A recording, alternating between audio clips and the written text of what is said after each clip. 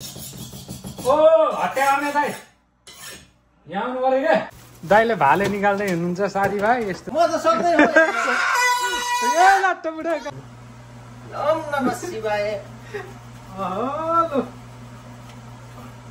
काटे कि काटेन हेलो साथीभाइ सन्चै हुनुहुन्छ होला सबैजना आज हामी फेरि पनि पुरै शनिबार छुट्टीको दिन टक्क साँझ पख यसो भालेको सुप खाने भनेर चाहिँ हामी दाजुभाइ भाले खोज्न निस्क्यौँ होइन दाइ पुरै आज हामी जे पाउँछौँ त्यो उठाउँछौँ होइन त्यही हिसाबले हिँड्यो होइन नि हामी ल ठिक छ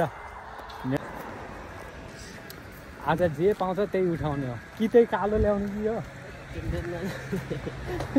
कालो नल्याउने ल हामी एकचोटि कडकनाथ लिएर खाएको थियौँ मेरो दाइलाई मन परेन रे अनि अब अर्को पुरै लोकल खोज्नलाई हिँडेको हामी जाने चाहिँ ऊ त्यो बारी गाउँतिर हो हाम्रो कम्पनी माथलो छ यी टक्क देख्न सक्नुहुन्छ हो ल हामीले त माल पाइहाल्यो होइन अब पुरै अब 3टा मानुनको होइन देखाउने हुनु यहाँ माल कहाँले भएको छ ओइ ल कालो छ यसलाई लगेर चाहिँ अब के गर्ने हो दाइ 4 किलो फोन गरेर हाल्नु नि अब भुलाउनु पर्यो ल साथीभाइ हामी यसलाई अब चट्ट आजको चाहिँ पुरै सितन हुने गयो ओ हट्टे आउने दाइ यहाँ आउनु पर्यो क्या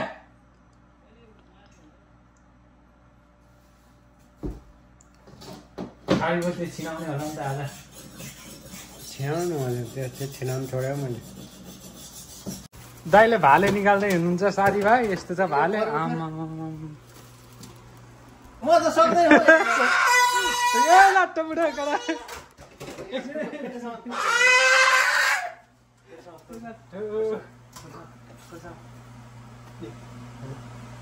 ओम नमः शिवाय हेलो काटे कि काटेन यो के हो यस्तो लाग्ने रहेछ मुस्लिम स्टाइलले खानु हो त यस्तै त हो नि काट्यो पकड एकछिन एकछिन बस पकड तातो छ है हात त हुन्छ त नि तिम्रो खुट्टा चाहिँ गरेको रहन्छ भबै रहन्छ हावा भइसक्यो कहाँ यतापट्टि भयो चाँडा जान्छ टाउको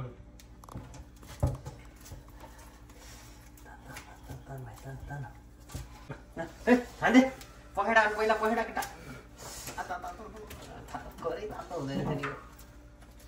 लो साथीभाइ हाम्रो यहाँ पुरै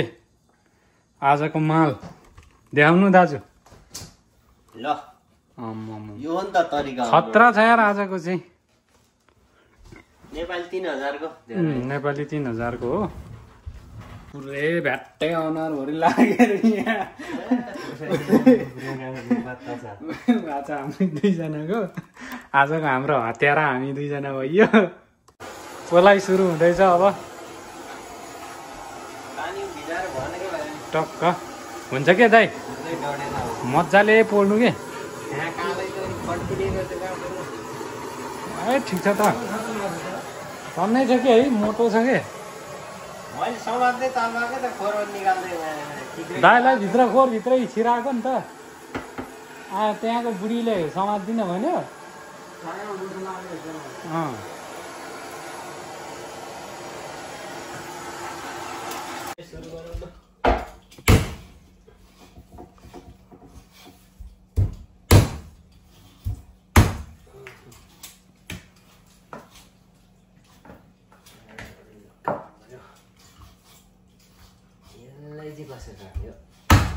ल साथीभाइ हामी अब पुरै पकाउनु तर्खरमा लाग्यो